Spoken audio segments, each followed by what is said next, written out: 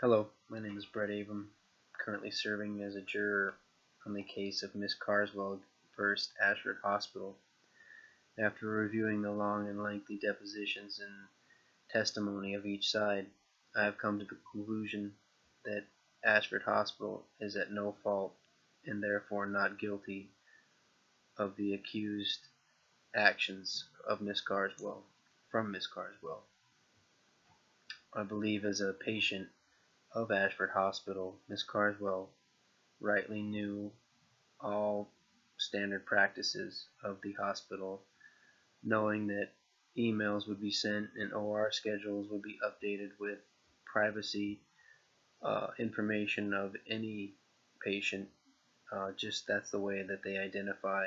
certain aspects of medical background or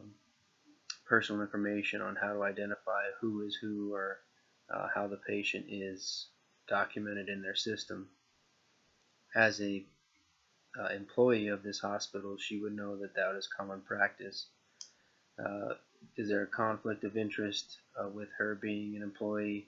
and choosing to be a patient? I definitely agree that there are some blurry lines when it comes to conflict of interest, but I believe that she knowingly signed off on any liability against Ashford Hospital when she chose this establishment as her preferred location for medical practice. When in terms of her direct line supervisor receiving the information, she would know that emails would be sent out and OR schedules would be updated with social security numbers, date of birth, psychological background, medical background, and this would all be sent out as documentation on how the medical field would ascertain where she is in the standpoint of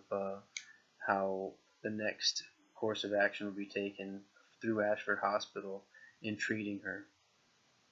I believe Miss Carswell knew this, signed off on it, and after the fact decided to sue the hospital when she found out that her supervisor had this information. She found out after the fact, but I believe she knew before the fact that this information would be given. As an employee, you know common practice of your employer, and now the fact that she knows that her supervisor, who is in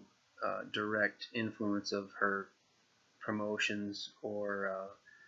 way that her career would go, is now trying to backpedal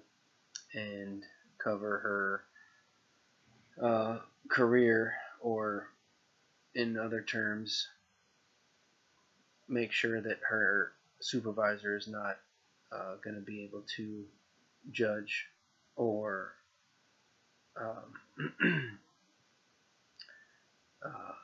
directly influence how her promotion would go, knowing her past medical experience or medical history.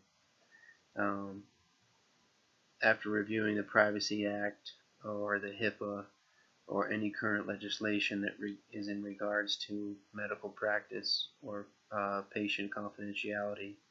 I don't believe that there was any blatant disregard for Ms. Carswell's patient confidentiality or patient privacy information. And in regards to the guilty or not guilty aspect of this case, I definitely would like to put in my plea, or not my plea, but my opinion that Ashford Hospital is not guilty.